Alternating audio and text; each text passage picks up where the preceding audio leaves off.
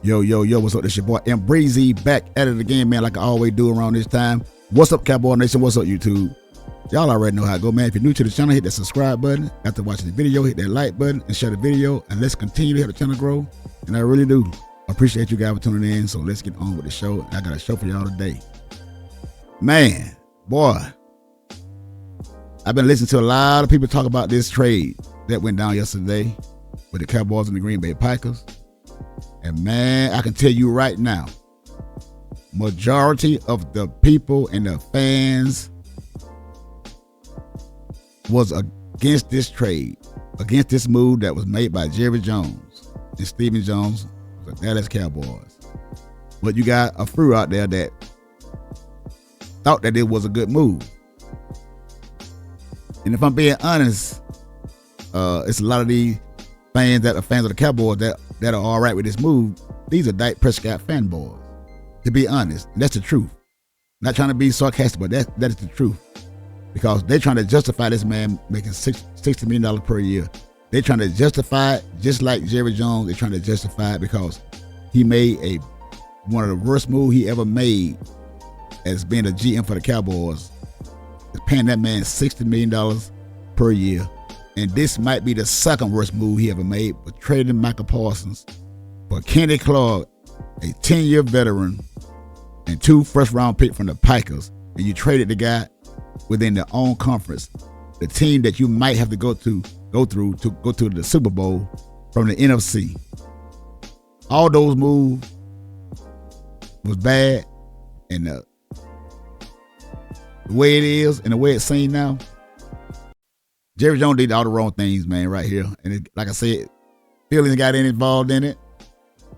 That's why, it took this long for a trade to happen, 1 week away from the first game of the season. Because let Jerry Jones tell it, he's been thinking about this trade back in March, in the spring, which don't make no sense. Jerry Jones lying again, trying to justify his move. Michael Parsons didn't fall for it, and Michael Parsons went against everything that Jerry Jones was trying to do. He stood up to the machine, and it paid off for him. And David Mullengatter, man, this guy here, he's a hell of an agent. No wonder this guy number one on the Forbes list, one of the best agents in all of sports, because he always get the job done. He always get the job done. And Jerry Jones and the Cowboys always losing these deals, man, when it comes to these players, man. Especially this generation of talent right here with Michael Parsons. And it's a lot of people in sports media, man, they are taking it to Jerry Jones and the Dallas Cowboys. And boy, I can see why. Because to be real, like I said, Kenny Clark, this is gonna be his 10th year in the NFL. And you really traded him for this year. I know we probably got him about 3 years. But really, 1 year is what you trade this guy for, 1 year. Because those picks don't come to the next year, 26th and the 27th. So you got this guy, you traded this guy straight up for Michael Parsons and Kenny Clark for 1 year.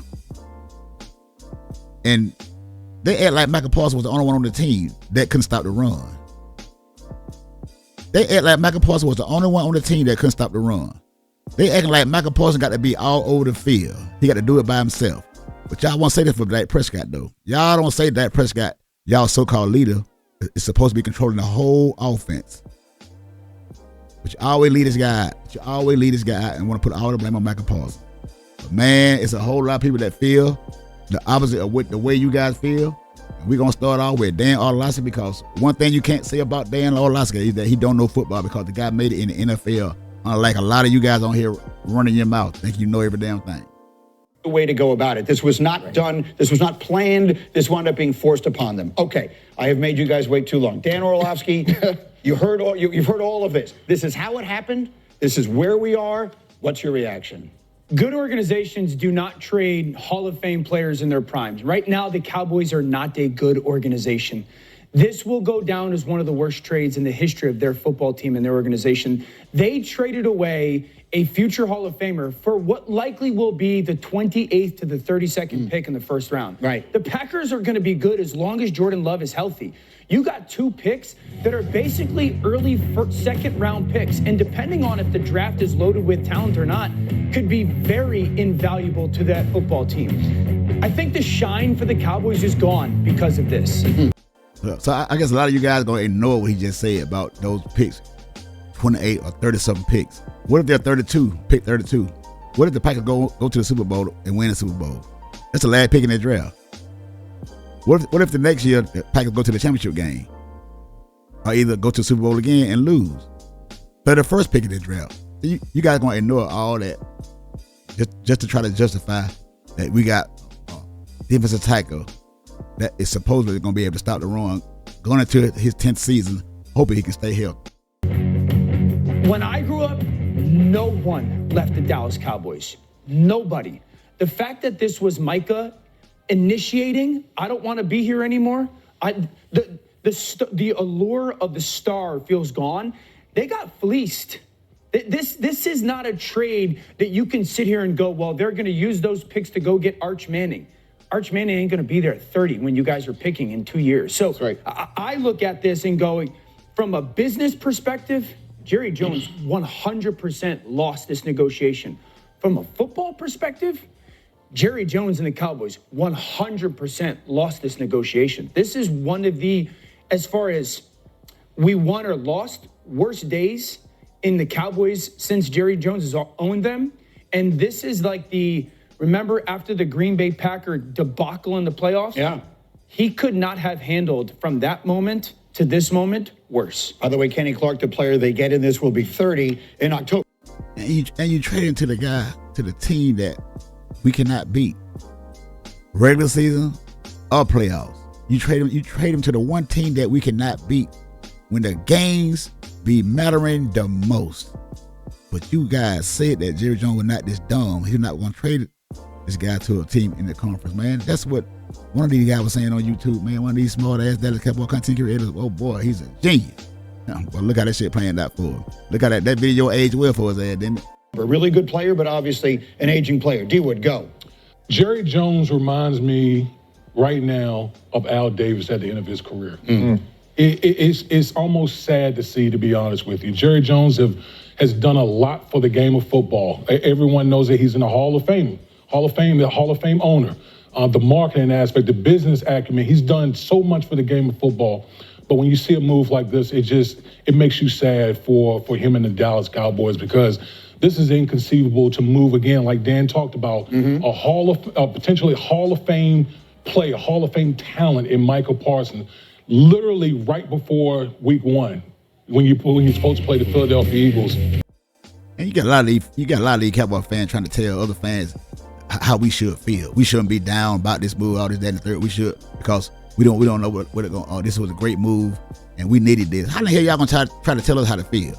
How in the hell y'all gonna try to tell us how to feel about some shit that don't make no damn sense? You guys are the clowns. You are the fools. And you are the idiots. But like I said, all this shit gonna age well. It's gonna age. You just wait. It's gonna age well. It's gonna age very well. Or to low round, first round draft picks. You are not going to get players on the same level as a Michael Parsons. You don't deal away a 26-year-old superstar player on the cusp of the season. If you're going to make this move, and you guys have already said, you make this move in March, when you can literally open up the floodgates to all their teams. If someone wants to, give you a king's ransom, that's the time to do it, not before the season. That's why I said Jerry Jones just reminds me of Al Davis right now. I think that's why this is so shocking, right? Because the Cowboys always sign the guy, no matter how dragged out it gets, right? Dak Prescott, CeeDee Lamb just last year, like, we're used to this. This was not the plan. Something changed. And that's, I think, part of the reason it lives as a huge mistake, because if you get off your plan, then you end up making mistakes. And I think that's what happened for the Cowboys. Yes, it did change, because they thought Michael Parsons was going to play on that $24 million a year deal on his last year of his contract, of his rookie deal. they thought Michael Parsons was going to play just because he showed up to training camp. But he was not doing anything, but he showed up. He was there. But really what got it all, what really made the Cowboys make a move like this, when Michael Parsons went and got another opinion, second opinion on the injury on his back. And he was going to fight these guys. And Jerry Jones them knew it. Because if Michael Parsons was on their team and he was not playing, and the season had started, and the Cowboys go out there and look bad, man, the world was gonna come crashing down on Jerry Jones. They were gonna eat Jerry Jones alive. They was gonna tear him a new asshole. And Jerry Jones was not willing to go through that. Oh no, Jerry Jones was not willing to go through that, boy, because that pride would have been ruined. Ruined. So let's just listen to this guy right here, man, Dan Patrick, because it's a lot of guys, man, that hey, they was against this move, man, and these guys were not afraid to tell y'all how they felt about this move from the Dallas Cowboys. The stop me if you've heard this one before files brings us the Dallas Cowboys, who committed, in my opinion, organizational malpractice yesterday. And it's not just because they traded away Micah Parsons. It's organization malpractice is what he called it. Man, that was a great way to put it. How they traded him away. You get 2 first-round picks. You get a former Pro Bowl defensive lineman, Kenny Clark from Green Bay. And Jerry Jones admitted that the team had been considering moving Parsons as early as the beginning of the offseason. And I think that's where the misstep occurred.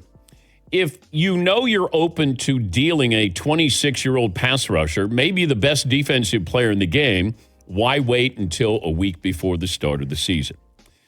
If you're in March leading up to the draft. Because Jerry Jones was lying like hell. Jerry Jones is a lying-ass old man. Michael Parsons really, hey man, he shook Jerry Jones' pride. He shook his pride. When was the last time you ever heard any player coming up on a contract year that wasn't satisfied saying that they wanted to be traded from the Dallas Cowboys? I can't think of not one. Draft, everybody's got these draft picks. Maybe we could do something here. Cap room, teams can maybe explore a trade with Micah Parsons. It just doesn't make any sense. If you're going to trade him, okay, then trade him back in March or April.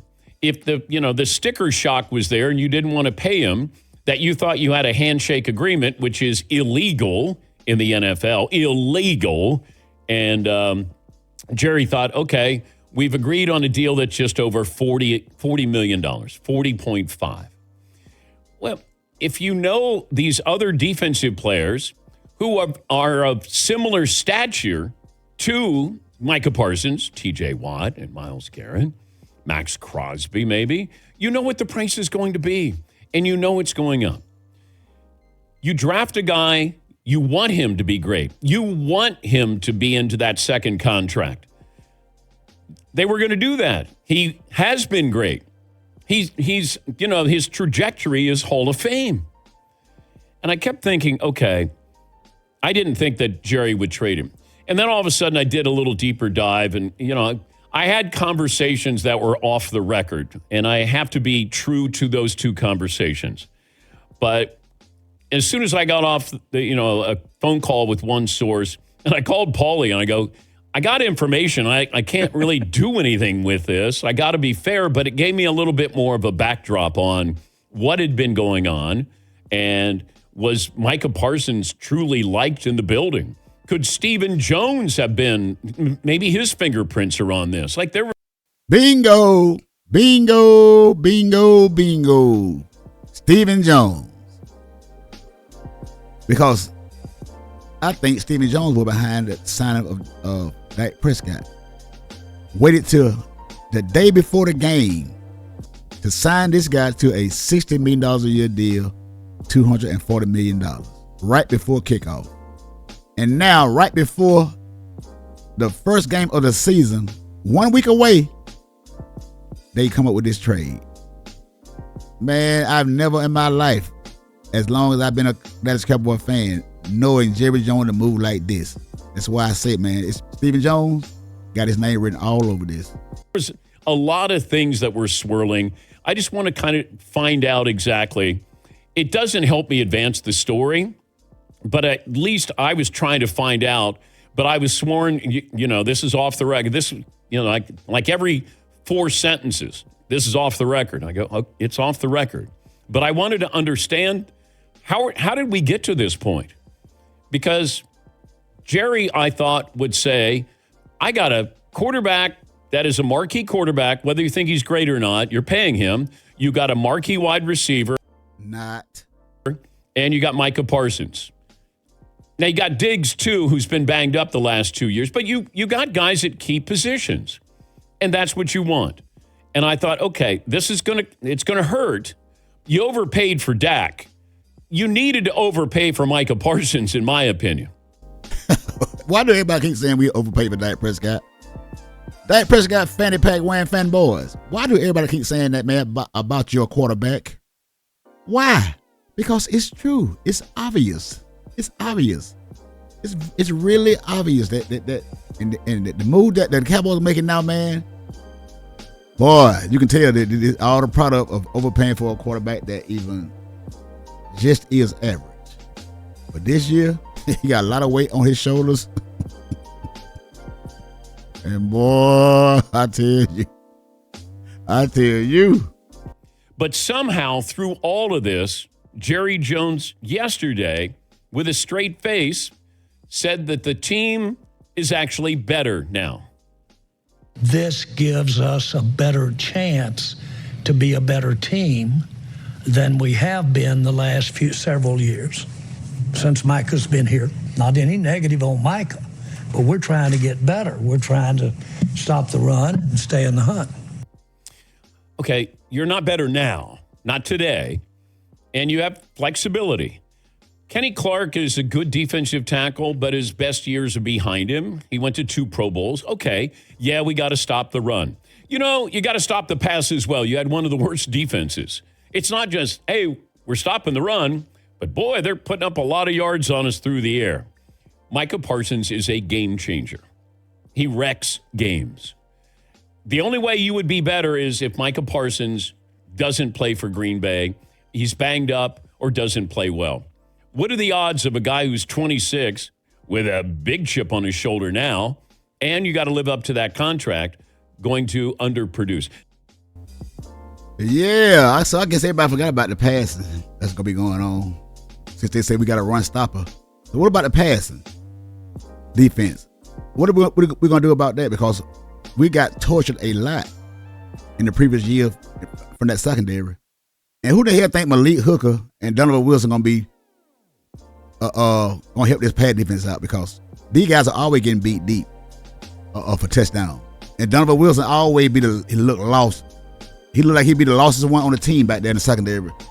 And Deron Bland, don't get me wrong, good player. But his rookie season, when this guy was getting all these pick sixes for touchdowns, he was going against backup quarterbacks. We was beating teams that were losing records.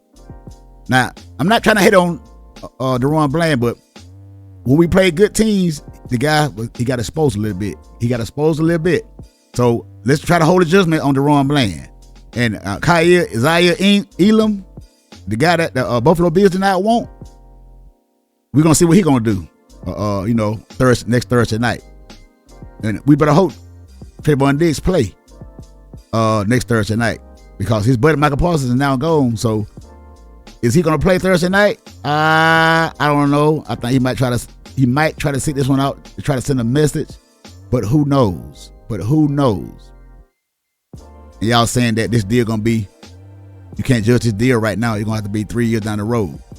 Dak Prescott not gonna be here 3 years down the road, because this guy's gonna be gone. The only way this deal makes sense is we trade for a quarterback.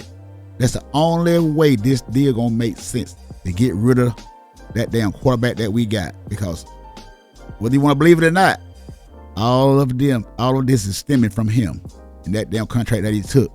Same guy that said that he did not play this game for money. You goddamn clown. That is a clown at its finest. Hey, man, leave me a comment down below, man, and tell what y'all think about what these guys had to say, man, about this trade, man. And I just want to know how you guys feel, man. You know, listen to a lot of these guys, what they had to say the next day. Because guess what, man? It's going to be a long season. It's going to be a long season. It's going to be a very long season. Until the next time, it's your boy Breezy, and I'm out. Holla.